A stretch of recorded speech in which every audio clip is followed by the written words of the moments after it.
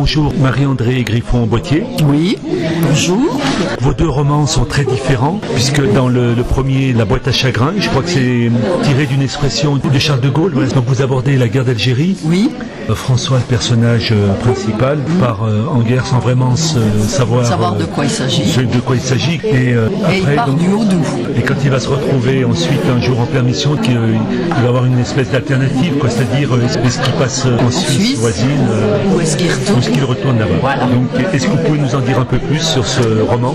Oui, c'est un roman qui m'a été inspiré par les dires de mon mari qui a fait la guerre d'Algérie et ses amis, parce qu'ils ont beaucoup parlé durant leur vie de cette guerre et moi je trouvais qu'on n'en parlait pas beaucoup justement, donc ça m'a intéressé d'inventer un personnage qui soit un jeune homme et d'imaginer dans quel état d'esprit il part et comment il réagit face à ce qu'il voit réellement en Algérie, parce qu'à l'époque on ne leur disait pas du tout ce à quoi ils devaient s'attendre, ça n'était pas dit. Et donc moi à l'époque je me disais, si j'étais d'eux je déserterais, et mon mari m'a toujours dit, moi je n'ai jamais pensé une minute à déserter, donc je me suis dit c'est intéressant de savoir de ce qui peut se passer dans la tête d'un homme, est-ce qu'il va déserter, est-ce qu'il va pas déserter, voilà en gros comment j'ai conçu l'histoire, avec des moments où je me suis fait plaisir en racontant les retours en permission et le Haut-Doubs, l'hiver, la neige, etc. Par comparaison avec la tempête dans le Mont d'Or. Oui, c'est vraiment un moment de plaisir pour moi de raconter ça, c'est sûr. Avec votre second roman, c'est tout autre chose. Voilà, c'est exactement. Est-ce qu'on peut classer ça parmi les romans d'anticipation? Un peu. C'est-à-dire ça se passe quand même dans un futur proche. En 2030. 2030, c'est proche sans l'être.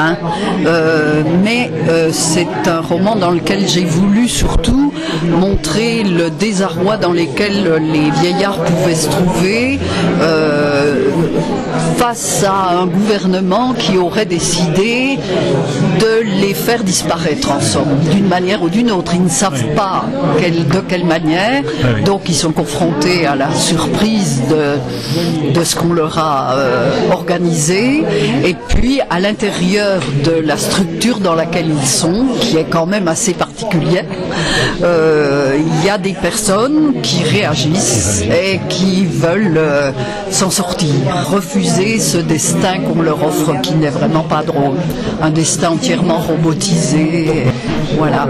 Et ça m'a intéressé de savoir, ces 5 personnages m'ont intéressé parce qu'ils s'inventent autre chose, de l'aventure et une fin de vie plus intéressante à mon avis. Puis si on s'intéresse au titre du roman, Outrage, donc c'est vrai que le titre c'est un jeu de mots, et puis si on regarde la définition du mot outrage, qui consiste à dépasser les limites envers une autre personne, c'est vrai que c'est tout à fait ça. C'est un titre accrocheur et en même temps, je trouve que c'est bien réussi.